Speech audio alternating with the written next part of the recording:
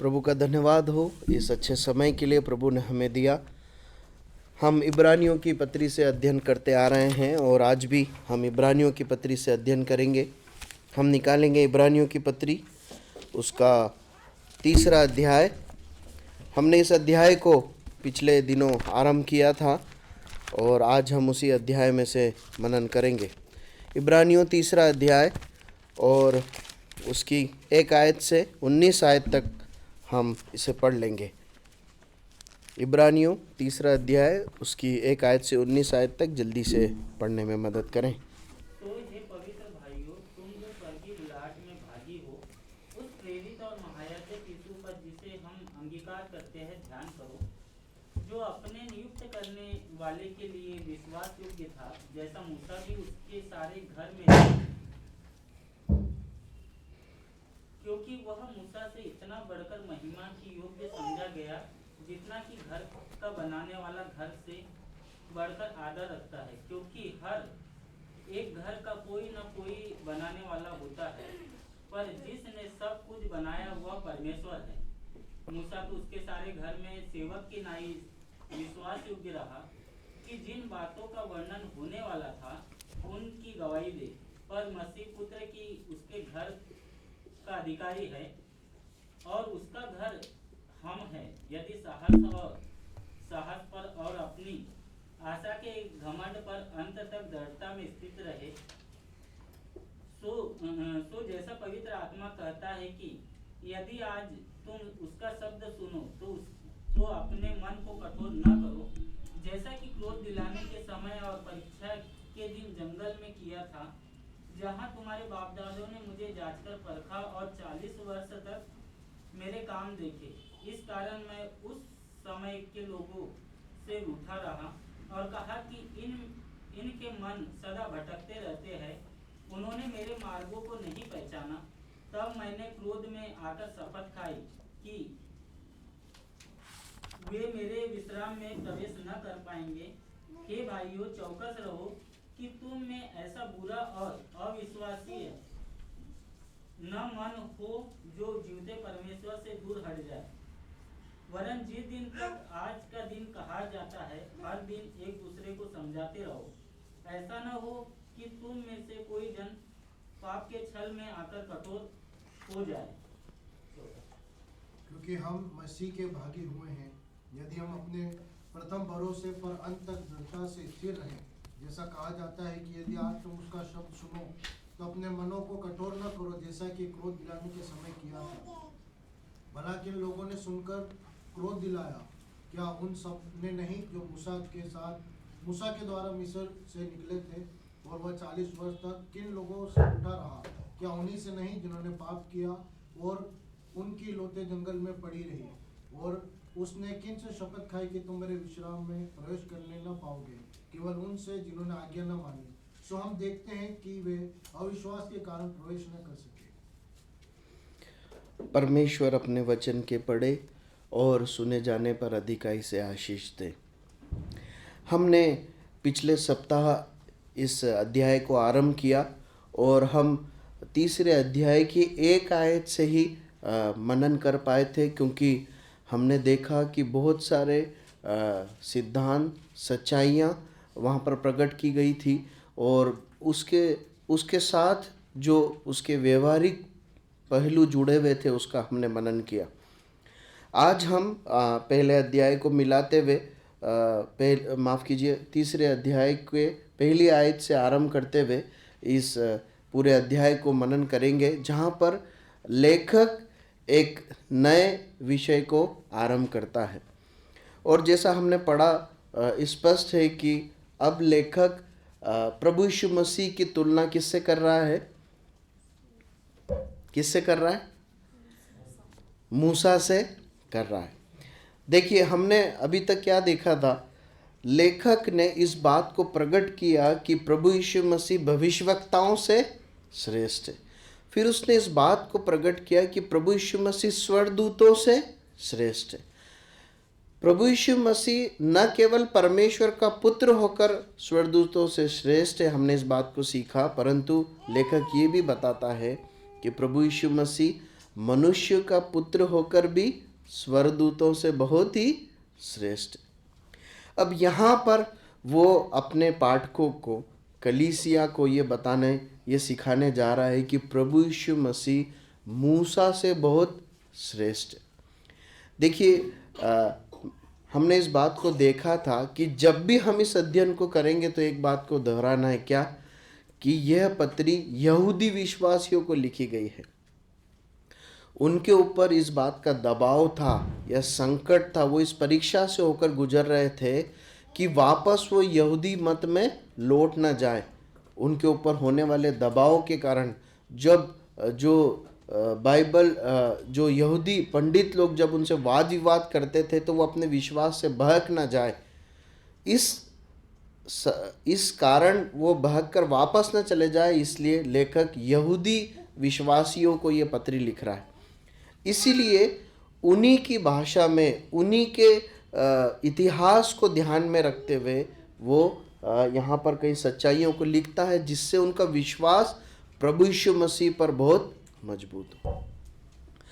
तो अब जो है वो उनके सामने एक और पक्ष रखता है कि प्रभु यीशु मसीह मूसा से भी बहुत श्रेष्ठ है। मूसा की कुछ श्रेष्ठता आप गिना सकते हैं क्या, जो इस अध्याय में या आपने अभी तक जो बाइबल में सीखा है उससे आपको समझ में आती हो? मूसा के बारे में जो भी आपको श्रेष्ठ बातें लगती हो, जो बताने योग्य है, बता सकते हैं? हाँ, नम्र व्यक्ति था। बहुत अच्छी बात है, वो नम्र था। लेकिन जब हम यहूदियों के नज़रिए से देखें तो वो किन बातों को बहुत महत्व, मूसा उनके लिए क्यों महत्वपूर्ण था? हाँ, एक बात, अनेक में से एक बात हम बोल सकते हैं कि मिस्र की गुलामी से छुड़ाने वाला एक महानायक था मूसा। अगर बाइबल में यहूदियों को बोला जाए कि आपका सबसे बड़ा नेता कौन हुआ है या महानायक कौन हुआ है, तो वो किसका नाम लेंगे? मूसा का नाम लेंगे। ठीक है, एक बात ही हो गई। और हाँ, मतलब यहूदी पॉइंट ऑफ व्यू से बात करें तो ये सब गुण उसके थे। ये हम उसके जीवन चरित्र की बात नहीं कर रहे हैं। हम यहूदी लोग मूसा को किस श्रेष्ठ एक व्यक्ति के रूप में देखते थे? हाँ, हम इस बात को देख सकते हैं कि मूसा परमेश्वर की व्यवस्था को लाने वाला या उसको लागू करने वाला एक व्यक्ति था, है ना। ये एक बहुत बड़ी बात थी। इसलिए आप बार बार यहूदियों को, जब प्रभु यीशु मसीह से वो वाद विवाद करते थे शास्त्री फरीसी, तो बार बार कोट करते थे। क्या बोलते थे? मूसा की व्यवस्था में तो ऐसा लिखा है, मूसा ने तो हमको ये सिखाया, मूसा तो ने तो हमको ये बोला, है ना। ये पढ़ते हैं ना हम सुसमाचार में। तो मूसा व्यवस्था को लाने वाला था, है ना, परमेश्वर की ओर से। और पहली 5 पुस्तकें बाइबल की किसने लिखी? मूसा ने। आज भी वो इस्राएली लोग पढ़ते हैं, उसको तोरह करके बुलाया जाता है। उसमें इस्राएलियों के लिए सारी धर्म विधियाँ नियम लिखे गए। तो इतना महान व्यक्ति था मूसा। उसके बाद अगर दे दिया आप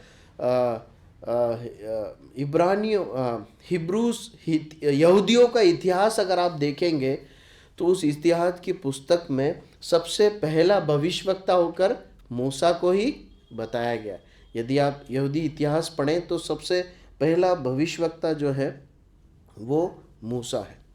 उसके बाद उस समय पर मूसा के चेले कहलाना अपने आप में बहुत घमंड की बात हुआ करती है ना। एक बार प्रभु यीशु मसीह से बात करते हुए क्या बोलते हैं वो लोग कि हम तो किसके चेले हैं? माफ़ कीजिए, प्रभु यीशु मसीह से बात करते समय नहीं, एक दूसरे व्यक्ति से बात करते हुए बोलते हैं कि हम तो किसके चेले हैं? हम तो मूसा के चेले हैं, है ना। हम तो मूसा के चेले हैं, मतलब मूसा का चेला होना बहुत घमंड की बात थी। अब देखिए, अब लेखक यहाँ पर इस अध्याय में ये बताना चाह रहा है कि जो मूसा भविष्यवक्ताओं में सबसे बड़ा भविष्यवक्ता है, वो मूसा जिसके द्वारा व्यवस्था आई, वो मूसा जिसने बाइबल के प्रथम 5 पुस्तकों को लिखा, वो मूसा जो तुम्हारे लिए बहुत बड़ा नेता महानायक होकर रहा है, वो मूसा जिसका चेला कहलाने में यहूदी लोग घमंड करते हैं, उस मूसा से प्रभु यीशु मसीह श्रेष्ठ है। उस मूसा से प्रभु यीशु मसीह बहुत श्रेष्ठ है। इस बात को लेखक यहाँ पर प्रकट करता है। देखिए दूसरी और तीसरी आयत पढ़िए। जो अपने नियुक्त करने वालों के लिए विश्वास योग्य था, जैसा मूसा भी उसके सारे घर में था, क्योंकि वह मूसा से इतना बढ़कर महिमा की योग्य समझा गया है, जितना कि घर का बनाने वाला घर से बढ़कर आदर रखता है। अब देखिए लेखक यहाँ पर यहूदी विश्वासियों को बताना चाह रहा है कि तुम जो मूसा की व्यवस्था और मूसा के मानने वाले समूह को छोड़कर जब प्रभु यीशु मसीह के पीछे आए हो, तो तुम याद रखना तुमने मूसा से भी श्रेष्ठ बात को चुन लिया, इसलिए डर कर बहक कर वापस पीछे मत जाना। क्यों? क्योंकि दूसरी आयत में 2 बातें लेखक प्रकट करता है। पहली बात, मूसा को नियुक्त करने वाला और प्रभु यीशु मसीह को नियुक्त करने वाला दोनों एक ही है। दोनों को किसने नियुक्त किया है? परमेश्वर ने नियुक्त किया है ना। क्या कहता है लेखक? जो अपने नियुक्त करने वाले के लिए विश्वास योग्य था, मतलब प्रभु यीशु मसीह के बारे में लिखा है, जैसा मूसा भी उसके सारे घर में था। देखिए ये बहुत गंभीर बात है, क्योंकि यहूदी लोग प्रभु यीशु मसीह को परमेश्वर की ओर से भेजा हुआ एक व्यक्ति माने थे क्या? नहीं माने थे, है ना। लेकिन लेखक यह बताता है कि जैसे मूसा को परमेश्वर ने नियुक्त किया था, ठीक उसी प्रकार प्रभु यीशु मसीह भी परमेश्वर के द्वारा एक भेजा गया व्यक्ति है हमारे बीच में। दूसरी बात, जितना मूसा विश्वास योग्य है उतना ही प्रभु यीशु मसीह भी विश्वास योग्य। मतलब जितना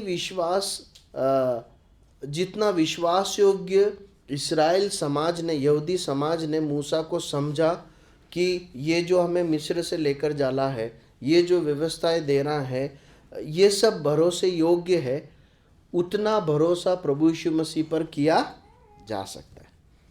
परंतु तीसरी आयत में मूसा और प्रभु यीशु मसीह में अंतर क्या है, ये लेखक बताता है। वो बताता है कि नियुक्त करने वाला दोनों का परमेश्वर है, दोनों विश्वास योग्य है, परंतु मूसा से बहुत बढ़कर आदर और महिमा के योग्य है प्रभु यीशु मसीह। कितना योग्य है? तीसरी आयत पढ़ दीजिए जल्दी से। क्योंकि वह मूसा से उतना बढ़कर महिमा के योग्य समझा गया, जितना कि घर का बनाने वाला घर से बढ़कर आदर पाता है। दोनों विश्वास योग्य है, परंतु ज्यादा आदर के योग्य कौन है? प्रभु यीशु मसीह। क्यों है? कितना आदर के योग्य है? जितना एक घर का बनाने वाला घर से आदर के योग्य, है ना। यदि इस घर के सामने खड़े होकर पूछा जाए कि इस बिल्डिंग में सबसे आदर के योग्य कौन है, आदर की बात क्या है, कौन है, तो क्या कहा जाएगा? कौन है? इसका मालिक, बनाने वाला, है ना। चाहे कितनी भी सुंदर घर या बिल्डिंग हो, हमेशा उसका बनाने वाला ज़्यादा आदर पाता है। लेखक यहाँ कहता है कि वो बनाने वाला है, वो आदर के योग्य है।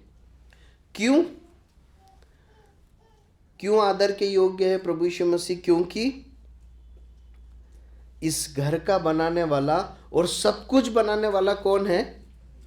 परमेश्वर है, अर्थात प्रभु यीशु मसीह है। 4 आयत में लिखता है, क्योंकि हर एक घर का कोई ना कोई बनाने वाला है, पर जिसने सब कुछ बनाया वह परमेश्वर है। देखिए पढ़िए कुलस्सियों 1:16, जल्दी पढ़िए कुलस्सियों 1:16। क्योंकि उसी में सारी वस्तुओं की सृष्टि हुई, स्वर्ग की हो अथवा पृथ्वी की, देखी या अनदेखी, क्या सिंहासन, क्या प्रभुताएं, क्या प्रधानताएं, क्या अधिकार, सारी वस्तुएं उसी के द्वारा और उसी के लिए सृजी गई है। देखिए यहाँ पर प्रभु यीशु मसीह को सृष्टिकर्ता करके बताया गया है। सृष्टि और सृष्टि का जो कुछ भी है, जो प्रधानता, अधिकार, सब कुछ जो है वो प्रभु यीशु मसीह के द्वारा और प्रभु यीशु मसीह के लिए है।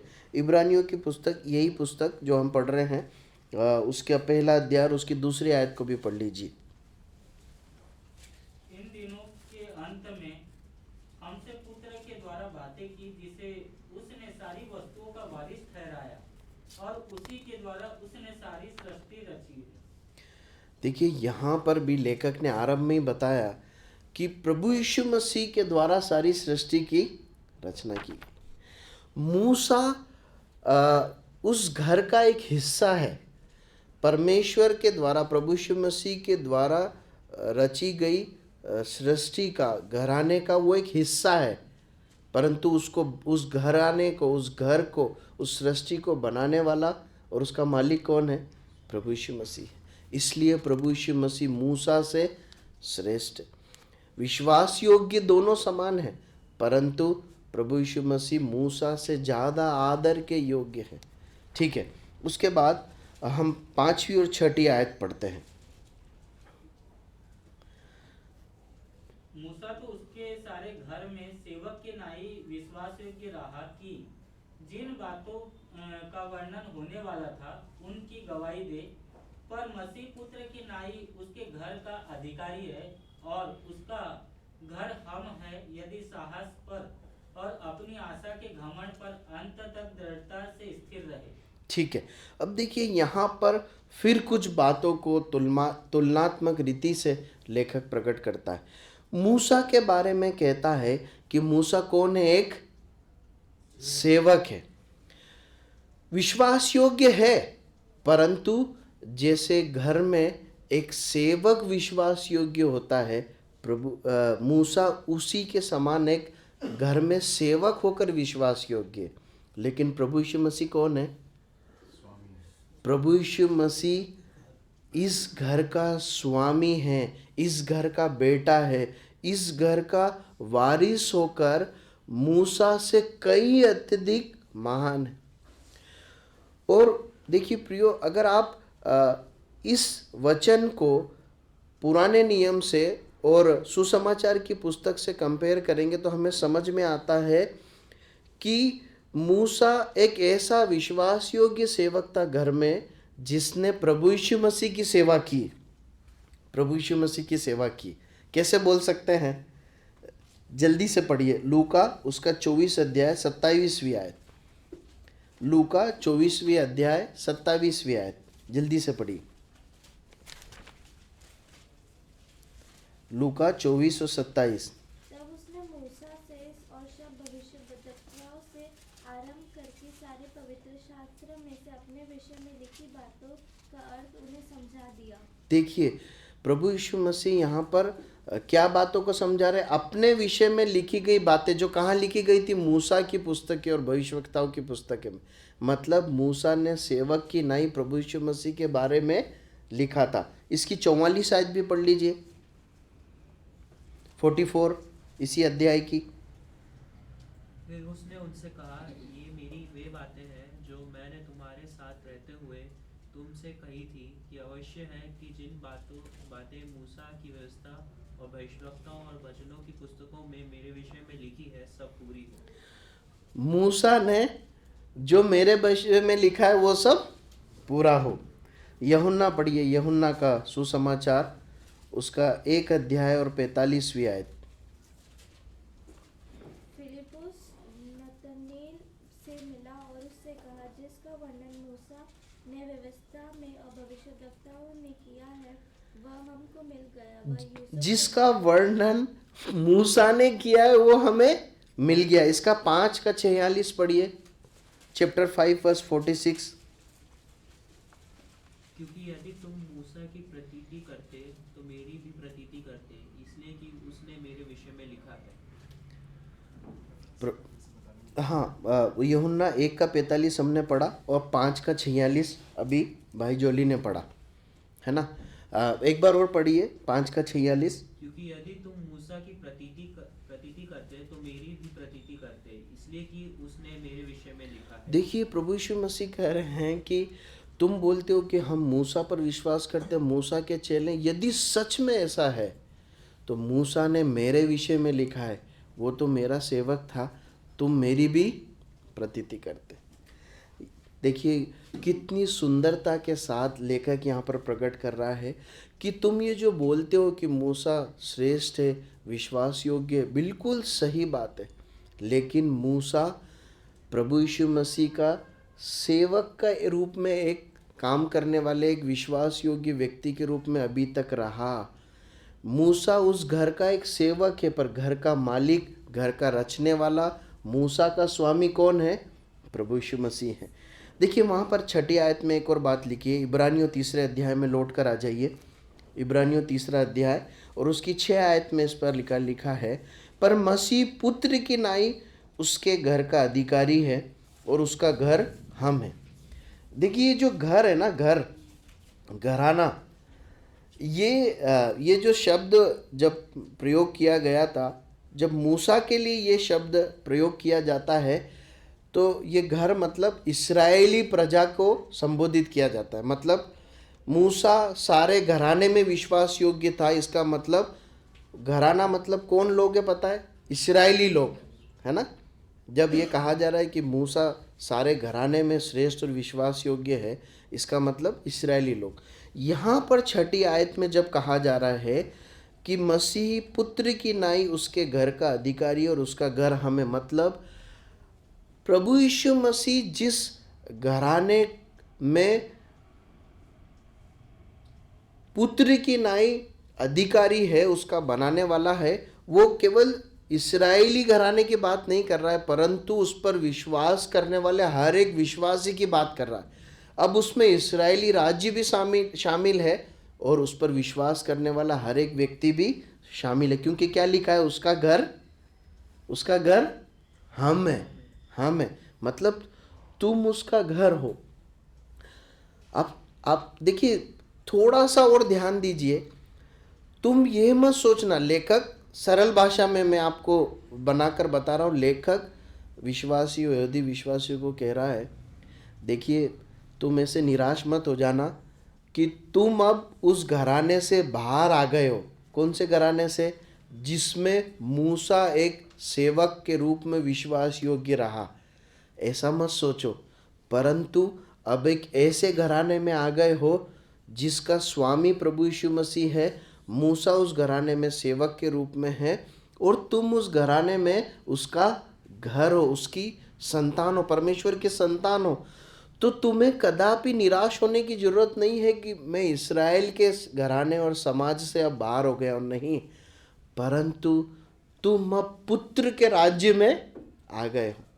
ये उससे भी कहीं श्रेष्ठ बात है। इस्राएली कहलाना, इस्राएली घराने का सदस्य कहलाना एक श्रेष्ठ बात थी उस समय, है। आज भी इस्राएली लोग बड़े गर्व से इस बात को घमंड करते हैं कि हम परमेश्वर की संतान हैं, परमेश्वर की प्रजा है। परंतु लेखक बताना चाहता है इन यहूदी विश्वासियों को कि तुम परमेश्वर की संतान हो, तुम परमेश्वर का घराना हो। इसीलिए 1 तीमुथियुस उसका 3:15 में क्या लिखा है, देखिए पढ़िए, 1 तीमुथियुस 3:15। कि यदि मेरे आने में देर हो तो तू जान ले कि परमेश्वर का घर जो जीवते परमेश्वर की कलीसिया है और जो सत्य का खंभा और नींव है, उसमें कैसा बर्ताव करना चाहिए। देखिए अब परमेश्वर का एक ही घराना है, वो क्या है? वो क्या है? कोई बात नहीं, ध्यान दीजिए, वो क्या है? अब परमेश्वर का घराना एक ही है, परमेश्वर एक ही घराने के रूप में सबको देखता है। वो क्या है? कलीसिया। उसमें इस्राएली यहूदी विश्वासी भी शामिल है, अन्य जाति विश्वासी भी शामिल है। ठीक है, प्रभु सहायता करे। अब 6 आयत में एक और गंभीर बात को लेखक लिखता है। वो लिखता है कि पर मसीह पुत्र की नाई उसके घर का अधिकारी है और उसका घर हम है। यदि साहस पर और अपनी आशा के घमंड पर अंत तक दृढ़ता से स्थिर रहे। है ना? थोड़ा समझने में कठिन है, लेकिन सरल करके समझते हैं। अब लेखक बोलता है कि उसका घर तुम हो, तुम उसका घर तुम हो, उस घर में तुम एक संतान के समान हो। ठीक है, यहाँ तक सरल है। यदि साहस पर और अपनी आशा के घमंड पर अंत तक स्थिर रहो। है ना? इसका मतलब क्या है? इसका मतलब लेखक ये बोलना चाह रहा है कि जो साहस तुमने दिखाया है प्रभु यीशु मसीह पर विश्वास करके, और जो तुम्हारी आशा है, क्या आशा है तुम्हारी? कि प्रभु यीशु मसीहा है छुटकारा देने वाला और एक दिन वो इस धरती पर राज करेगा। तुमने जो साहस बताया, देखिए ये बहुत बड़े साहस की बात थी कि एक यहूदी इतने बड़े समाज को ठुकरा कर प्रभु यीशु मसीह के पीछे चलने का निर्णय ले। ये कोई साधारण बात नहीं थी। ठीक उस समय पर जब उसके परिवार, रिश्तेदार, उसके पुराने बुजुर्ग लोग यहूदी समाज में जाते हो और उसकी धर्म विधि नियम को मानते हो, और उन्हीं के बीच में रहकर इस व्यक्ति ने क्या निर्णय ले लिया कि मैं क्या करूंगा? मैं यीशु मसीह के पीछे जाऊंगा। अब जब रविवार का दिन आएगा तो मैं यहूदी आराधनालय में न जाकर किसी एक कोठी में बैठकर प्रभु यीशु मसीह पर विश्वास करने वाले लोगों के साथ रोटी तोड़ूंगा। आप समझ रहे हैं? ये बहुत साहस का एक निर्णय था। लेखक कहता है ये जो साहस का निर्णय तुमने लिया, ये जो तुमने आशा प्रभु यीशु मसीह पे रखी, इस पर अंत तक दृढ़ रहने से तुम इस बात को प्रकट करोगे कि सचमुच में घराना कौन है? हम हैं, विश्वासी लोग हैं, कलीसिया है ना? देखिए ये इसको इस रीति से मत समझिए कि जब हम अंत तक दृढ़ बने रहते उसके द्वारा हम संतान ठहरते, वो नहीं, परंतु हम अंत तक दृढ़ रहकर ये प्रकट करते हैं कि हम संतान हैं। हम ठहरते नहीं हैं, परंतु हम इस बात की घोषणा करते हैं। हम परमेश्वर के वचन के द्वारा उसकी संतान ठहर चुके हैं, उसके राज्य में उसके प्रजा ठहर चुके। ठीक है, प्रभु सहायता करे। अब हम आगे बढ़ते हैं। अब देखिए 7वीं आयत से इस विषय को, इस बात को कि प्रभु यीशु मसीह मूसा से श्रेष्ठ है, लेखक एक नए अर्थ की ओर लेकर चलता है, नए एक व्यवहारिक बात को सिखाने की ओर ले चलता है। देखिए 6ठी आयत तक लेखक ने अच्छे से समझा दिया कि अब स्पष्ट है कि प्रभु यीशु मसीह मूसा से श्रेष्ठ है।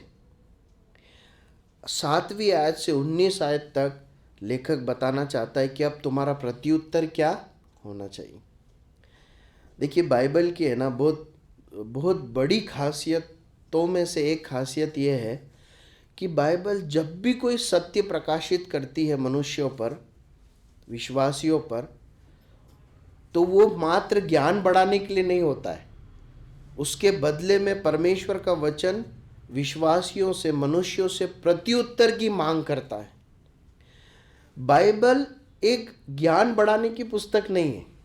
निश्चय इसके पढ़ने से ज्ञान मिलेगा, लेकिन ये एक जीवन की पुस्तक है जो ज्ञान देने के बाद आपसे मांगती है, आपको डिमांड करती है।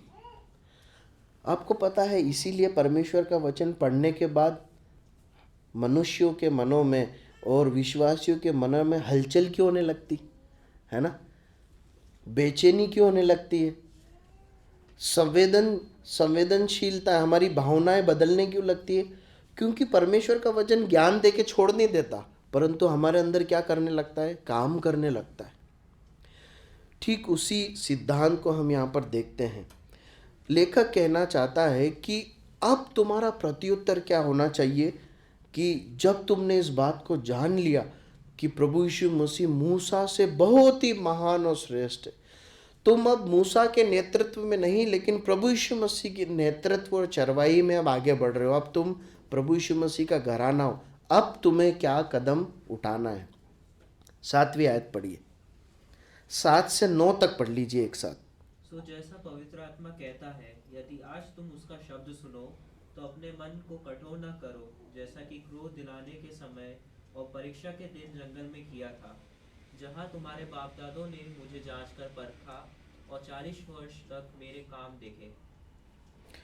अब देखिए यहाँ पर लेखक बहुत सुंदरता से उन्हीं के इतिहास को उनके सामने रखकर, उन्हीं की भाषा में, उन्हीं के जीवन, उनको पैतृक जो गुण मिले हैं या स्वभाव मिला, उसको ध्यान में रखकर बहुत अच्छे से उन्हें समझाता। अब तुम्हारा प्रत्युत्तर क्या होना चाहिए?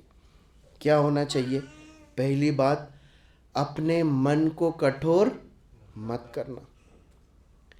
आप रेफरेंस लिखना चाहते तो लिख लीजिए। ये जो भाग है वो भजन संहिता 95, भजन 95 उसका 7 से 11 में से उठाया गया। भजन 95 7 से 11 हम पढ़ेंगे नहीं, वहाँ पर इसी बात को लिखा गया। अब लेखक बोल रहा है, उस भजन का रेफरेंस उठाकर विश्वासियों को समझा रहा है ना। जैसे कई बार हम एक दूसरे को अकेले में जब बात करते हैं या समझाना तो समझाते हैं।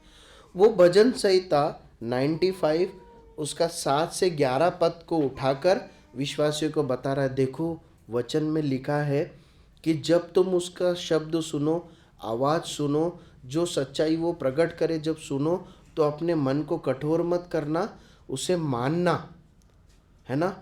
क्योंकि एक बार ऐसा हो चुका है, हमारे पूर्वजों ने, हमने अपने इतिहास में ऐसा किया है। क्या किया है? मन कठोर कर लिया। परमेश्वर ने अपनी सत्यता को, अपनी विश्वास योग्यता को, अपने मार्गदर्शन करने की और अंत तक पहुंचाने की सामर्थ्य को हम पर प्रकट किया, पर हमने क्या करा? मन को कठोर कर लिया। देखो लेखक कहता है, देखो ये वापस गलती नहीं हो जाए। आप समझ रहे हैं? जब तुम शारीरिक धरती के संसारिक कनान की यात्रा करते थे तो एक बार गलती हो चुकी है। अब वापस ये गलती ना हो जाए कि स्वर्गीय कनान की यात्रा करते करते तुम इस सत्य से भटक कर वापस कहाँ चले जाओ? यहूदी साम्राज्य में लौट जाओ। अगर मैं मतलब ये इस प्रकार से होगा जैसे कनान देश की यात्रा करते करते वो लोग मिस्र की ओर मुड़ने लगे थे। ये उतना ही भयंकर है कि तुम प्रभु यीशु मसीह के पीछे चलते चलते कहाँ मुड़ जाओ? यहूदी धर्म में वापस मुड़ जाओ। ये इतना ही भयंकर है। इसलिए क्या करो? अपने मन को कठोर मत करो। देखिए मैं कुछ वर्सेस लिखा रहा हूँ। मन की कठोरता के कारण इस्राएलियों ने क्या क्या किया था, वो आयतें लिख लीजिए जल्दी से। मैं बोलता हूँ, निर्गमन 17 का 1 से 17, निर्गमन 17 अध्याय 1 से 17, फिर गिनती 13 अध्याय 25 से 29 और 14 अध्याय उसकी 4 आयत। ठीक है? निर्गमन 17 का 1 से 17, गिनती 13 का 25 से 29 और 14 का 4। ठीक है? अब देखिए यहाँ पर हुआ क्या था, इन्होंने क्या किया था, पर वहाँ लिखा भी है, उन्होंने परमेश्वर को परखा, जांचा। अगर आप जो आयतें हमने देखी है, लिखी है, अगर आप उसको पढ़ेंगे घर जाकर, और मुझे मालूम है आप सब जानते भी हैं, उन्होंने क्या किया, रपीदीम में जब वो पहुँचे तो पानी के लिए कुड़कुड़ाने लगे। और इन आयतों को आप पढ़ेंगे तो आप पाएंगे कि वो बार बार इस बात पर शक करते थे कि परमेश्वर हमारे बीच में है कि नहीं है।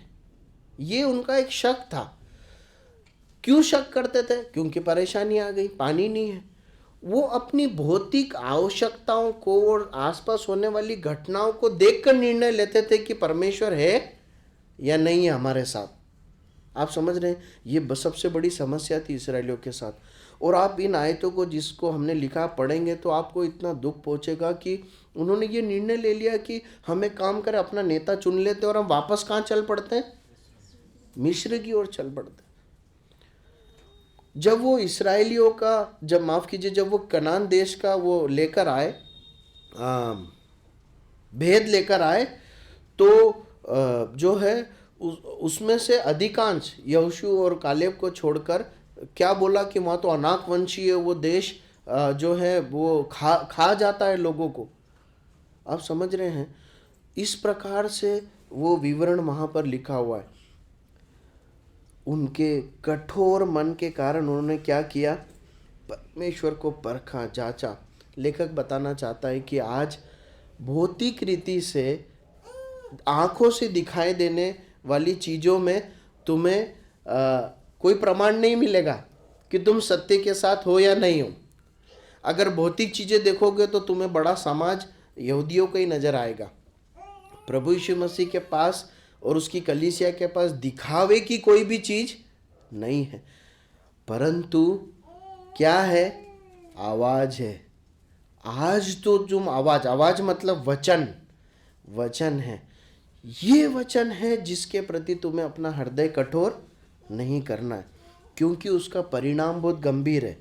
क्या परिणाम है? 10वीं आयत में लिखा है, इस कारण मैं उस समय के लोगों से रूठा रहा और कहा, इनके मन सदा भटकते रहते हैं। बस काफ़ी है। क्या परिणाम था उसका? जब इन्होंने अपने मनों को कठोर कर लिया, परमेश्वर की आवाज़ को सुनने में, मार्गदर्शन पाने में असफल हो गए। क्या लिखा है? परमेश्वर क्या परिणाम आया?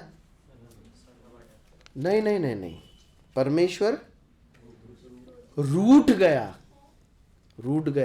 परमेश्वर उनसे रूठ गया। परमेश्वर, उनका परमेश्वर था क्या उस समय पर? था, लेकिन रूठा हुआ परमेश्वर था। क्या होता है इसका मतलब रूठ जाने का? कोई रूठा है क्या आपसे कभी? आप रूठते हैं क्या किसी से? हाँ, रूठा मनाही होती है कि नहीं, मुझे तो ये बताइए। मुझे ऐसा लगता है कि यही सबसे ज़्यादा है ना, होती है, रूठा मनाही होती है। मम्मी पापा, बच्चे, बाप बेटे, सबके बीच में थोड़ी देर के लिए होती है, रूठा मनाही होती है। जब रूठ जाते हैं तो क्या होता, क्या है? बातचीत बंद हो जाती है ना। पूछ रहे हैं तो कुछ जवाब नहीं, या फिर उल्टा जवाब। मतलब आप सोचिए, परमेश्वर उनसे रूठ गया तो हुआ क्या? वो उनका परमेश्वर तो है, परंतु वो उनको लीड नहीं कर रहा है, उनसे बातें नहीं कर रहा, उनके पास कोई दर्शन नहीं है, उनके पास कोई मार्गदर्शन नहीं है, उनके पास पुकारे जाने पर भी कोई उत्तर नहीं है। इस्राएल इस भयंकर अवस्था में आ गया। मैं आपको बताना चाहता हूँ, इस्राएली इतिहास को आप पढ़ेंगे तो आप पाएंगे कि इतने लंबे लंबे समय परमेश्वर उनसे रूठा रहा। कोई दर्शन नहीं, कोई भविष्यवक्ता नहीं जो उन्हें परमेश्वर की वाणी को सुना सके। इस भयंकर अवस्था से वो गुजरे। कारण क्या था? मन कठोर कर लिया। उसके बाद लिखा है कि परमेश्वर कहता है 10वीं आयत में कि इनके मन सदा भटकते रहते और इन्होंने मार्गों को नहीं पहचाना। देखिए, जब एक मन कठोर हो जाता है ना, तो वो भटक जाता है और उसे दिखाई देना और बुझाई देना बंद हो जाता है। अगर आप लिख रहे हैं तो लिख दीजिए कि कठोर मन भटक जाता है और उसे कुछ भी सुझाई देना या दिखाई देना बंद हो जाता है। आपको मालूम है, नीति वचन 4:23, नीति वचन 4:23 में क्या लिखा है? सबसे अधिक अपने मन की रक्षा करना। पढ़ लीजिए, नीति वचन 4:23।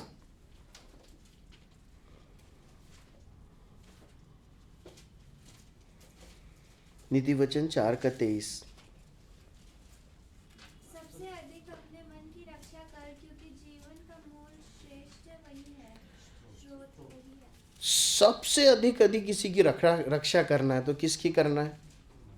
मन की। और पता है, आज की तारीख में मनुष्य जो है ना, सबसे ज़्यादा यदि लापरवाह है तो किसके प्रति है मालूम है? अपने मन के प्रति। ये सही है, आप इसे खुद मनन करके देख लीजिए। मैं किसी व्यक्ति के बारे में बात नहीं कर रहा हूँ, मैं एक मनुष्य की प्रवृत्ति। आज की तारीख में मनुष्य धन के प्रति बहुत संवेदनशील है, अनेक बातों के प्रति संवेदनशील है। नौकरी के प्रति बहुत सेंसिटिव है, बहुत जिम्मेदार है हर बात, लेकिन मन के प्रति पता है, अपने ही मन के प्रति बहुत गद्दार है। क्यों? क्योंकि वो कोई देखता नहीं है ना। कोई देखता है क्या? मन नहीं। कुछ भी करते रहो, इसमें कोई दिक्कत नहीं है, परंतु परमेश्वर का वचन बताता है कि मन की रक्षा करना है, क्योंकि परमेश्वर मनों को जांचने वाला परमेश्वर है। अगर ऐसा नहीं करेंगे तो पता है क्या होगा? देखिए 12वीं आयत पढ़िए, 11वीं आयत से आगे पढ़िए। तब मैंने क्रोध में आकर शपथ खाई कि वे मेरे विश्राम में प्रवेश करने न पाएंगे। बस काफी है। देखिए जब तक मन कठोर था तो क्या लिखा था? परमेश्वर उनसे रूठ गया। लेकिन जब उन्होंने अपने मन को भटका दिया, अंधेपन में आ गए, क्या परिणाम हुआ? परमेश्वर पहले के समान केवल रूठा हुआ है क्या? नहीं। अब क्या हुआ है? क्रोध से भर गया परमेश्वर का मन, और उसके बाद क्या आ गया? दंड आ गया। पहले परमेश्वर रूठ गया कि चलो सुधर जाएंगे, है ना, चुप हो जाते हैं ताकि गलती का एहसास हो जाए। गलती का एहसास नहीं हुआ, और पाप करने लगे, और कठोरता में बढ़ गए, और भटक गए, तो परमेश्वर का क्रोध भड़का, क्रोध के साथ दंड आया। क्या दंड आया? कि अब विश्राम में प्रवेश नहीं कर पाएंगे। पूरा हुआ क्या दंड? पूरा हुआ। केवल यहोशू और कालेब 20 साल से जितने ऊपर के थे, उनमें से कोई प्रवेश नहीं करेगा। परमेश्वर ने बोला था केवल यहोशू और कालेब को छोड़ के, और अक्षरशः वैसा ही हुआ। यहोशू और कालेब, आप जरा सोचिए, लाखों इस्राएली लोग सब मिट्टी में दफन हो गए, 2 आदमी जिंदा बचे। प्रियो, परमेश्वर हमारे मनों को देखता है। यदि हम सच्चे मन से परमेश्वर की आज्ञा मानते हैं ना, उससे प्यार करते हैं, गिनती उसके लिए मायने नहीं रखती, है ना। सब कनान की ओर जा रहे थे, सब कलीसिया में आते हैं, सब बाइबल पढ़ते हैं, सब चर्च जाते हैं, सब मसीह कहलाते हैं, लेकिन परमेश्वर को देख रहा है कि मेरे प्रति सच्चा आज्ञाकारी कौन है, सच्चाई से अपने मन को गार्ड करने वाला और मेरी आज्ञा विधि नियमों पर चलने वाला, मुझ पर विश्वास करने वाला कौन है। इस्राएलियों के झुंड में केवल 2 ही व्यक्ति मिले, तो 2 ही कनान में पहुंचे, बाकी सब वहीं मर खप गए। अब हमारे लिए कुछ व्यवहारिक बातों को लेखक लेकर आता है। 12वीं आयत। हे भाइयों, चौकस रहो कि तुम में ऐसा बुरा और अविश्वासी मन ना हो जो जीते परमेश्वर से दूर हट जाए। परंतु जिस दिन तक आज का दिन कहा जाता है, हर दिन एक दूसरे को समझाते रहो, ऐसा ना हो कि तुम में से कोई जन पाप के छल में आकर कठोर हो जाए। देखिए 2 बातें महत्वपूर्ण यहाँ पर लेखक विश्वासियों को याद दिलाता है। अब ये सब जब तुम सुन रहे हो, इन परिणामों को सुन रहे हो, इन सिद्धांतों को सुन रहे हो, तभी अब तुम्हें कुछ करना है। क्या करना है? क्या करना है? क्या करो? सावधान रहो, चौकस रहो, लापरवाही से मत रहना। किस बात में चौकस रहना? कि तुम्हारा मन कहीं बुराई में ना फंस जाए, है ना। मैं सरल करके उन बातों को बता रहा हूँ कि व्यवहारिक रीति से हम लागू कर सके। वहाँ पर लिखा कि तुम में ऐसा बुरा और अविश्वासी मन ना। हमें अपने हृदयों को बुराई से, गंदगी से, पाप से बचाना है। हमें विश्वास में आगे बढ़ना है। देखिए हमारा वो विषय नहीं, लेकिन मैं आपको बात बताऊं, मन में चीज़ें कहाँ से बढ़ती है मालूम है? आँखों से बढ़ती। जो आप देखते हैं वो आपके मन में बढ़ता है, जो आप सुनते हैं वो आपके मन में बढ़ता है। इसलिए अपना मोबाइल यूज़ करते समय या किसी भी व्यक्ति को देखते समय, संसार में कुछ भी आप देख रहे, याद रखना कि जो मैं देख रहा हूँ वो मेरे मन में भर जाएगा। और मैं आपको एक बहुत भयंकर बात बताता हूँ कि एक बार मन में जो बढ़ता है ना, वो मरने दम तक नहीं जाता है। मैं आपको बात बता दूँ, कई विश्वासियों की गवाही रही है कि उनके विश्वास करने के सालों साल पहले, 10, 15, 20 साल पहले कुछ पाप, कुछ गंदगी उन्होंने अपने आंखों से देखी। कभी कभी वापस वो आज भी 20 साल बाद उन्हें क्या करती है मालूम है? कलुषित करती, या फिर उन्हें वो आकर्षित करती। ये सिस्टम है, ये सिस्टम ही ऐसा है। इसलिए हम आज अपनी आंखों को रोकेंगे ना तो हमारा मन शुद्ध रखने में हमें आसानी होगी। और दूसरी बात, परमेश्वर के वचन को पढ़ने से मन शुद्ध होता है। हमारा विषय वो नहीं है, इसलिए मैं ज़्यादा उस पर बात नहीं करूँगा। दूसरी बात, पहला खुद सावधानी रखना, चौकसी बरतना। दूसरी बात हम देखते हैं 13 आयत में कि एक दूसरे को भी समझाते रहना। हर दिन एक दूसरे को समझाओ, ऐसा नहीं हो कि तुम में कोई जन पाप के छल में आकर कठोर हो जाए। ना केवल खुद सावधान रहना, परंतु अपने भाई बहन को भी संभालना, उनका भी ध्यान रखना कि तू तो बचे ही बचे, वो भी कहीं फंस ना जाए। प्रियो, अगर ये अच्छे से हम चाहते हैं ना कि हो, सही मायने में अगर ये होना, तो हमें अपने जीवनों को अपने भाई बहनों के सामने खोलना पड़ेगा। वो जब पूछते हैं कैसा चल रहा है, क्या चल रहा है, ये कैसे करते हो, वो कैसे करते हो, तो सच बताना होगा। हो सकता है कभी वो बार बार ना पूछ पाए, क्योंकि ये कई बार बहुत मुश्किल होता है इस प्रकार से खुलकर हर व्यक्ति। अगर आप कहीं बुराई में पड़ गए हैं या कुछ गलती हो रही है, आके बताइए कि ऐसा हो गया, मुझे इसमें से निकलने में मदद करें। इसके अलावा कोई रास्ता नहीं है कि हम एक दूसरे को आगाह कर सकें। मैं आपको एक बात बताता हूँ, आप मेरी पत्नी से पूछिए। वो पिछले दिनों मेरे ऑफिस में कुछ प्रॉब्लम हुई, हम उसके बारे में बाद में बात करेंगे। वो मुझे बता रही थी कि मैं प्रार्थना करती हूँ, करूँगी, और मैं तुम्हारे लिए जैसा मैंने कितने साल पहले उसे एक बात बोली थी कि तू हमेशा प्रार्थना करना कि मैं व्यभिचार के पाप से बचे रहूँ। मेरे साथ ऐसा नहीं कि मैं उस पाप में कहीं फंसा हुआ हूँ इसलिए, पर मैं जानता हूँ कि इसकी सुरक्षा की ज़रूरत हमें है।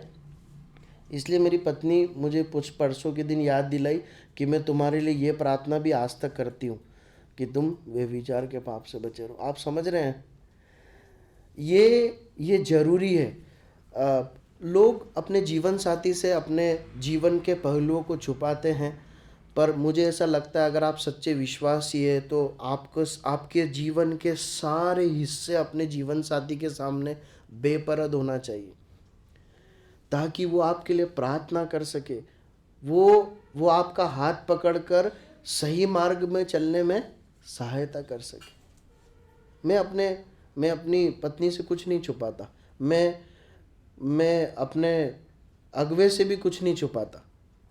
ये मैं मेरी बात बता रहा हूँ। और इसका मुझे क्या लाभ मिलता है मालूम है? वो लोग हमारी कलीसिया के अगवे मुझे बहुत सीधे सीधे मुझसे बात कर पाते हैं, क्योंकि मैंने अपने जीवन के हर हिस्से को उनके सामने एक समय खोला और आज भी खोल देता हूँ। इसमें लज्जा आती है, शर्मिंदगी होती है, पर मैं आपको एक बात बताना चाहता हूँ, इसी में छुटकारा है, इसी में भलाई है। प्रभु सहायता करे। हम इस अध्याय को समाप्त कर लेते हैं, क्योंकि उसमें हम जल्दी से कुछ आयतों को पढ़ लेंगे। 14 से 19 आयतों को पढ़ लीजिए। उन्हीं बातों को दोहराया गया है, इसलिए कुछ बातें देखकर हम खत्म कर सकते हैं। हाँ, पढ़िए 14 से। क्योंकि हम मसीह के भागीदार हुए हैं, यदि हम अपने प्रथम भरोसे पर अंत तक दृढ़ता से स्थिर रहे। जैसा कहा जाता है, यदि आज तुम उसका शब्द सुनो तो अपने मानों को कठोर न करो, जैसा कि क्रोध दिलाने के समय किया था। भला किन लोगों ने सुनकर भी क्रोध दिलाया? क्या उन सब ने ही जो मूसा के द्वारा मिस्र से निकले थे, और वह 40 वर्ष तक किन लोगों से क्रोधित रहा? क्या उन्हीं से नहीं जिन्होंने पाप किया और उनके शव जंगल में पड़े रहे? और उसने किनसे शपथ खाई कि तुम मेरे विश्राम में प्रवेश करने न पाओगे? क्या केवल उनसे नहीं जिन्होंने आज्ञा न मानी? अतः हम देखते हैं कि वे अविश्वास के कारण प्रवेश न कर सके। अब देखिए, यहाँ पर 14 आयत में लेखक कहता है, क्योंकि हम मसीह में भागी हुए हैं। अब लेखक यहूदी विश्वासियों को बता रहा है, देखिए तुम मूसा के साथ और इस्राएल प्रजा के साथ भागी नहीं हुए हो, तुम मसीह के साथ भागी हुए हो, है ना।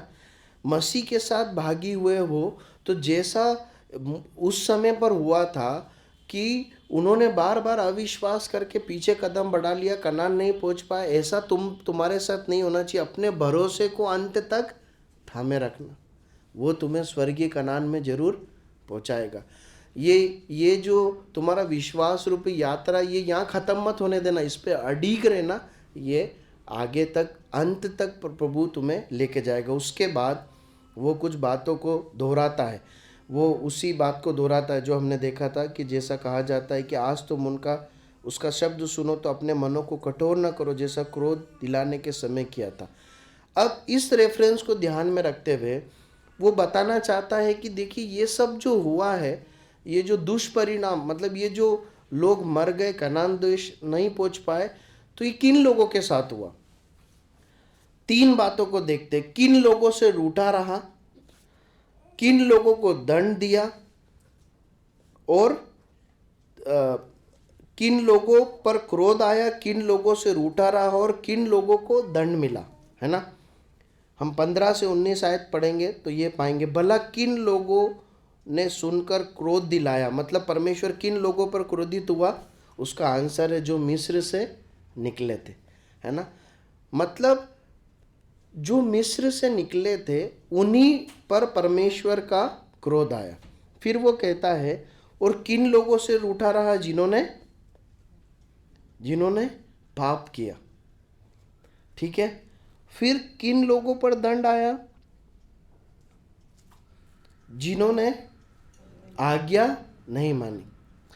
पौलुस बताना चाह रहा है कि देखिए केवल प्रभु यीशु मसीह के पीछे चल पड़े ये निर्णय काफ़ी नहीं है, परंतु प्रभु यीशु मसीह की शिष्यता का जीवन जीना, उसके पीछे चलने के लिए जो कीमत चुकाना है, जो आज्ञाकारिता है, जो पवित्र जीवन है, जो विश्वास में बढ़ना है और अंत तक दृढ़ बने रहना, ये बहुत महत्वपूर्ण है। वो इस्राएलियों का उदाहरण लेकर बता रहा है कि किन पे ऊपर क्रोध आया। कोई बाहर के लोग थे नहीं, वही लोग जो मिस्र से निकले थे। किन लोगों से परमेश्वर रूठ गया, उन्हीं लोगों से जिन्होंने पाप किया। और कौन लोग उस विश्राम में प्रवेश नहीं किए, जिन्होंने आज्ञा नहीं मानी। मतलब अगर तुमने विश्वास कर लिया है, अब उसमें बने रहना। तुम एक तरीके से मिस्र से निकलने वाली जो घटना है वो तुम्हारे साथ हो चुकी है, अब यात्रा आरंभ हो गई है। अब क्या करना है, पाप नहीं करना, अब आज्ञाकारिता में जीवन जीना और अपने विश्वास में इससे रहना। देखिए 19वीं आयत में वो कहता है, इन तीनों बातों का कंक्लूजन क्या है, सो हम देखते हैं कि वे अविश्वास के कारण प्रवेश न कर सके। देखिए बहुत सुंदरता से जो है इस पद को लेखक लिखता है कि अपने जिस विषय को उसने आरंभ किया था वहीं पर वो लौट के वापस आता है कि वो क्यों नहीं पहुंच पाए, क्योंकि उन्होंने परमेश्वर पर विश्वास नहीं रखा।